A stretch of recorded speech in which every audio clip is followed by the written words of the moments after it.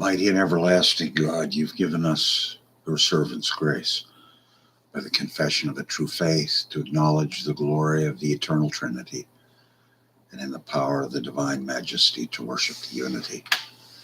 We pray you would keep us steadfast in this faith and evermore defend us from all adversities, who livest and reignest one God, world without end. Amen.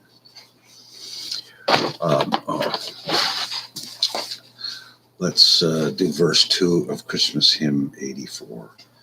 Worship we the Godhead, love incarnate, love divine. Worship we our Jesus, but wherewith for sacred sign. Well, we turn to our last volume. We've gone through 1, 2, 3, and now we're on 4. Bishop John Jewel, Bishop of Salisbury, Defense of the Apology, parts 4 to 6. The other apology is in volume 3. An epistle to Scipio, whoever that is, a view of a seditious bull, a treatise on Holy Scriptures, letters, and miscellaneous pieces, 1850. University of Toronto, October 1890. Biographical memoir, Quote, if, say, one of Jewel's earlier biographies in the quaint style of his time, let's see if we can make that a little larger. Yeah, that's better. Rare and admirable qualities of our ancestors do deserve a thankful acknowledgement of posterity, and most deservedly ought the singular natural endowments and supernatural graces of this reverend prelate live and flourish in perpetual memory, by whom, as an especial means, the sincere religion which we now profess received much vigor and strength after her long suppression in the time of superstition. For although it hath been the singular felicity of the Church of England above some others, that in it this sacred order of bishops hath brought forth some famous martyrs, many most worthy doctors and pastors, as instruments to purge and refine the gold of the sanctuary, yet such a jewel in all these respects, such nature with such grace, so heavenly learning and so heavenly a life, such eminent gifts in such eminent place, so fruitfully distilling their wholesome and sweetest influence to the refreshing and cherishing of the Church of God, hath not been frequently found in these latter times. This is high commendation, but perhaps those who are acquainted with the works of Bishop John Jewel will be disposed to think it undeserved, or will fail to see exhibited there a mastermind stored with the richest treasure, natural and spiritual. To trace the personal history of such a man cannot be uninteresting. John Jewel was a native of Devonshire. He descended of a good family and was born May 24, 1522 at Bouden in the parish of Barenberg, or Baron Arbor, where his ancestors had been settled for almost 200 years. His father, John Jewel, married a lady of the name of Bellamy, with whom he lived about 50 years in wedlock and had by her 10 children. To his mother, the future prelate was peculiarly attached. Her memory he so cherished as to bear always her maiden name upon his private seal. From her brother, John Bellamy, rector of Hampton, he received the rudiments of his education, being placed under his charge when 7 years old. He was afterwards removed successfully to Broughton, under Thomas Stoats, South Molton, under Anthony Simmons and Barnstaple, under the charge at the last place of Walter Bowen, a man whose care was so gratefully acknowledged, and for his sake the very name of Bowen was always sufficient recommendation to Jewel's favor for those that bore it. Whilst at school, he was attacked by smallpox, and this was the most serious illness that he had, till in more advanced life he injured his health by his severe application to study. But already in his youth, his diligence was remarkable. To a natural quickness of parts, he added a patient industry, and his frowardness was tempered with such simplicity and modesty as to win the affection of his tutors and to inspire them with the highest expectations of a future career. At age 13, in the month of July 1535, he proceeded to Oxford, accompanied by another youth from his own neighborhood, and commended to the care of Peter Bury, then Fellow of Merton, a man of but moderate attainments. Happily, he was unable to receive both lads as his pupils, and therefore he requested John Parkhurst, Fellow of the same college, distinguished for his piety and attainments, to take Jewel, who obtained a postmastership under his new tutor. Parkhurst, who had previously been at Magdalen, was beginning at this time to be alive to the errors of Romanism, and he accordingly took care to instill his purer views of divine truth into the mind of his pupil, disputing, it would seem, in the presence with Bury, who continued attached to the ancient superstition.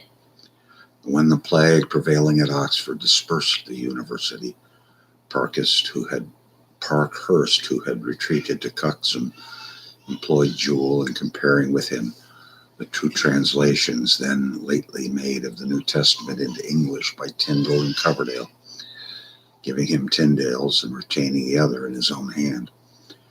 In this occupation, Jewel was occasionally observed to smile, and Parkhurst, surprised that at his age he should evince such discrimination of barbarism in language and error in religion, but could not help exclaiming, "Surely Paul's cross will one day ring of this boy." The tutor is enjoying his young charge, John Jewel. One day St. Paul's cross will ring of this boy. 4 years had passed when, by the interest of Parkhurst and Bury, Jewel was removed to Corpus, of which college he was admitted August 19, 1539. Oh boy, but he's 17 years old. He pursued his studies here with his former zeal and industry, and was speedily distinguished above his class fellows. Robert Morwent was then the president of the house, renowned not so much for learning himself as for patronizing it in others. His heart Jewel gained by some New Year's verses on a favorite dog. He was not, however, to escape the shafts of envy.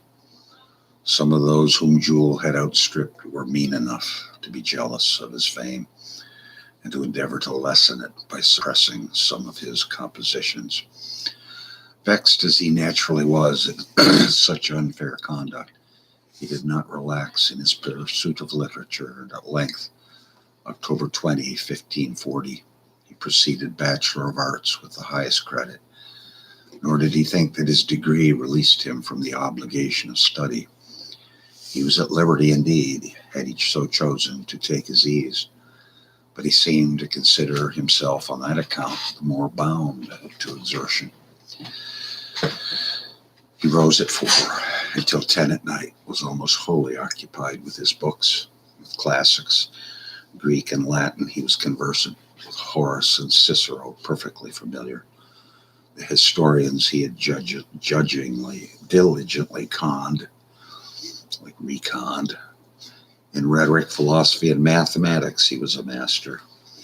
He begun by tasting St. Augustine to lay some of those stores of divinity which afterwards were so largely accumulated. His extraordinary memory enabled him to retain the knowledge he acquired. That he might acquire facility in speaking, he was wont to resort to the woods of Shotover near Oxford, and there, like another Demosthenes, to declaim aloud, regulating and tempering his voice, his pronunciation, and his gesture. His conduct was so blameless, and his temper so sweet, that the very enemies of his faith could not help admiring him. Wonder if he had in her engagements with Martin Bucer. So fully did he follow whatsoever things are lovely and of good report, that Morin, the dean of his college, a severe man and strict Romanist, I should love thee, Jewel, said he, if thou wert not a Zwinglian. Oh, this is good reading. Poor Jewel. In thy faith I hold thee a heretic, but surely in this life thou art an angel, an excellent angel person, but a Lutheran. This is in 1530s. So there's stuff going on while old Tom's down there in London with Henry and Tom Cromwell and those boys. Thus was accomplished young man growing in wisdom and preparing usefulness in dangerous times during the reign of King Henry VIII, before the close of which, February 9, 1544 to 45, he proceeded Master of Arts. But his indefatigable labors had by this time injured his health. Yeah, he has to slow down for 4 in the morning till 10 at night. No. Need this to knock off with that kind of schedule about maybe 7 at night. You can still get in, 12, 13 hours of study.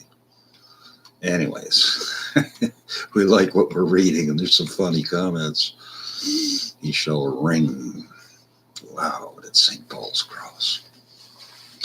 We're continually occupied in reading and almost still more in writing, where he acted on the maxim that men acquire more learning by the frequent use of the pen than by reading many books. The better to condense his acquirements, he allowed himself scarcely the necessary time for meals, so that his body became emaciated and seemingly too weak to bear such exhausting studies. And while at Whitney, whether it was his custom for those of his college to retire when the plague was in Oxford, altogether neglectful of himself and perhaps being ill-lodged, he was attacked apparently by a rheumatic affection, which resulted in a lameness that never left him through the rest of his life.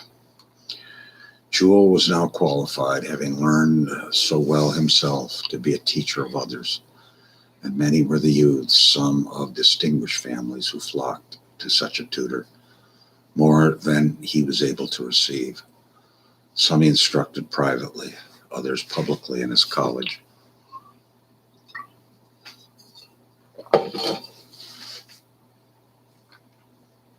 Among his pupils was Anthony Parkhurst, entrusted to him by his old preceptor, but ere long removed from him by the influence of one Robert Searles, the vicar of St. Peter's in Oxford, so ignorant and bigoted that he feared Jewel would infect the youth with heresy, that was called the gospel, and would teach him Greek, which in his wisdom he deemed the very fountain of heretical doctrine. Jewel was also appointed by the authorities of his college their reader of humanity and rhetoric, and so great and speedily his reputation in that office. Among others came his ancient tutor Parkhurst, now settled in the rich living of Cleve, who made a journey to Oxford for the purpose, and was so much gratified with what he heard that when the lecturer had concluded, he addressed him, Olim discipulus mihi, cari vele fuisti, luc ero discipulus terra nunte tuus. Though now removed from the university, Parkhurst abated not one whit in his affectionate regard for his former pupil. He invited him to Cleve 2 or 3 times every year, and never let him return without some substantial proof of his goodwill. A story is told which well illustrates the character of the man. Jewel and a friend, Wilson, afterwards a distinguished person, had been staying at Cleve when, the morning they were to take their departure, Parkhurst came into their chamber and, laying hold of their purses, said with good-humored raillery, Have these beggarly Oxford scholars got any money, I wonder? The purses were indeed almost empty, but at once were very liberally replenished by their bountiful host. Parkhurst also defrayed Jules' expenses when he took his MA degree. Other benefactors, too, were delighted to foster such rising talent. Kurtop, a fellow of his own college, who afterwards obtained a canonry at Christ Church and other preferments, was one of these. He allowed Jewel 40 shillings a year. That's pretty good. Cranmer, in his Cambridge days, I think, had 25 shillings a year. I think. And that was some kind of income from the family homestead in Aslockton, as memory serves. Another was Richard Chambers, of whom mention is frequently made in Jewel's letters. He had considerable sums of money placed in his hands by various persons of rank and wealth, which he was accustomed to employ in pious and charitable uses, especially in helping poor scholars of promising parts at the university. In the distribution, he was assisted by several like-minded persons, especially his dear friend Thomas Sampson and the excellent Thomas Horton, in order that this bounty might be directed to those who would promote the gospel truth. Certain articles were drawn up, several of which Humphrey, in his Life of Jewel, gives at length. It was also, Jewel himself received £6 a year from Chambers to buy books, a sum probably equal to £60 at the present. It was provided also by the same liberal benefactor that a sermon or address should from time to time be delivered to the people by some competent person, and that students especially should be admonished to the diligent discharge of their duty. This often was undertaken by Peter Martyr during his residence at Oxford. Martyr was at Oxford, and Bucer was where? Cambridge. Martyr was at Oxford, but once in his absence, it devolved on Jewel. So he knows Peter Martyr. The heads of his discourse have been preserved by Humphrey and may be read in the appendix to this edition of Bishop Jewel's works. In January 1547, King Edward VI ascended the throne, and the light of divine truth burst brightly from the clouds, which had more or less hitherto obscured it. Several eminent foreign reformers were now invited to England, and among the rest Peter Martyr, who was placed in the professorship of divinity at Oxford. His lectures and sermons Jewel diligently attended and copied out. That's what I was looking for. It would have been in Latin. And when in 1549 Martyr held a solemn disputation before the king's commissioners with Chertsey, Tresham, Morgan, and others on the sacrament of the Eucharist, Jewel, who devised a kind of shorthand by which he could almost perfectly follow a speaker, acted as his notary. The most affectionate friendship hence grew up between them. Jewel regarded Martyr as a father, and Martyr in return cherished him as a beloved son. Parkhurst was anxious to draw the two to Cleve and wrote many letters to that effect, but Martyr was much too occupied to accept the invitation. The substance of one of Jewel's letters at this time is preserved. It is dated February 28, but the year is not named. He tells Parkhurst in a playful style that the night before he had no paper, that now he had no subject to write upon, but that as there was the opportunity of a messenger, he felt he could not write nothing and be altogether silent. He would therefore write to say that he had nothing to write about, for as to the Peri for Martyr, he no doubt that Parkhurst would, without being reminded, take sufficient care of that. It seems that the Martyr had taken a fancy when heated to this well-known beverage. The time and occasion of Jewel's ordination is not stated, we find a notice that a license for preaching was granted him in December 1551. It was not perhaps till he had obtained this that he accepted the cure of Sunningwell, a village not far from Abingdon. His motive for undertaking the charge was not the hope of remuneration, but the desire of feeding the Lord's flock, and hither he journeyed on foot, which his lameness must have rendered painful at least every other alternate week. He was an occasional preacher both before the university and his own college. Humphrey has preserved the sermon which he delivered at St. Mary's on occasion of taking his degree of Bachelor of Divinity, which will be found printed in Latin, Volume 2, page 950 of this edition. There are extant also some fragments of a discourse which was appointed by the President to make in English in his college, December 23, 1552, in commemoration of the founder, Bishop Fox. This will be found reprinted in the appendix. Neither of these discourses was intended for publication, nor had the copies which came into the hand of his biographer received the last touch of the author's hand. They may, however, serve to justify the opinion which was even then conceived of his powers as a preacher.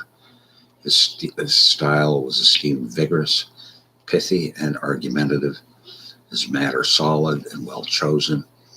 His eloquence was extolled as not effeminate and decked with mere glittering ornament, but as exhibiting the full and firm proportions of manly strength.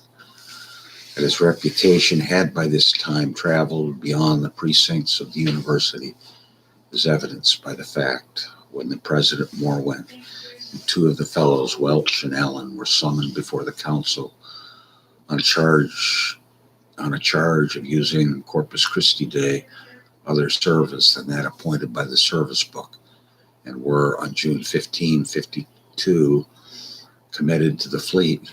Jewell received an order to govern the college during the President's imprisonment. Hitherto, Jewell's course had been amid the sunshine of prosperity, but now a dark and gloomy day arose. Queen Mary acceded to the throne in July 1553, and the Papists were not long in recovering their former power. The authorities of Corpus Christi College seemed to have been first among the foremost in signalizing their zeal. A man of Jewell's known devotion to the Reformed doctrines, they were too happy to be rid of. The charges made against him were that he'd been a diligent hearer of Peter Martyr, that he'd preached heretical doctrine, that he had not been ordained according to the papal ritual, and that, so Fleur says, he'd refused to attend the Mass. The violent conduct, divorcing him from purses and places most dear to him, grieved him, as might be expected, very deeply. He was not denied the opportunity of addressing a sad farewell to those whom he had loved so faithfully. And when with broken voice he uttered the affecting words, "Pardon me, good sirs, if it do grieve me to leave the place where I have been brought up, where I have lived hitherto, where I have been in some place in reckoning. But why do I stick to kill my heart with one word? Alas, that I must speak it, as with grief I must. Farewell, ye studies. Farewell, this roof. Farewell, thou seat most eminent of learning. Farewell, the very pleasant sight of you. Farewell, young men. Farewell, ye fellows. Farewell, my brethren. Dear as my eyes are to me. Farewell, all. Farewell." His auditors, even to those whom he was most obnoxious, could only answer him with their tears. After a time, the President and others began to see in some measure the folly of their conduct in ejecting so ignominiously one of the chief ornaments of their society. And indeed, they were reproached for it even by men who were then siding with their party. It seems that this college had preserved through Edward's reign their church ornaments and vestments in such abundance that when they thought fit to produce them, they were enough to supply all the rest of Oxford with the furniture of the Mass. The president and Welsh were boasting of this before Brooks, afterwards Bishop of Gloucester, Wright, Archdeacon of Oxford, and some others. Their college, they said, alone of the ministry, had kept their treasury and ornaments entire. You have done so indeed, replied Wright, but you have willfully lost one ornament and great treasure far more precious than any of them. At Broadgates Hall, now Pembroke College, of which his friend Randall Randolphus was principal, he found a temporary asylum when ejected from Corpus. Here, attracted by his high reputation, many scholars again flocked around him. Most of his pupils leaving that college where they could expect no better treatment than their tutor had received. And indeed one of them, Edward Year, having ventured to compose a copy of verses against the Mass, was rewarded by Welsh, as with many stripes were lines in his exercise. But the university was not so unjust to Jewell as to his society. He was named, whether by expulsion or immediately after is not clear, public orator. And I think this is where we will have to call this an end. This is such a sad story, but it's the story of Maria in England and papal quest for dominion. Love shall be our token. Love be yours and love be mine. Love to God and neighbor. Love for plea and gift and sign. Let us pray. Worthy is the Lamb that was slain to receive power and riches and wisdom and strength, and honor and glory and blessing, now and forever. Amen. Godspeed.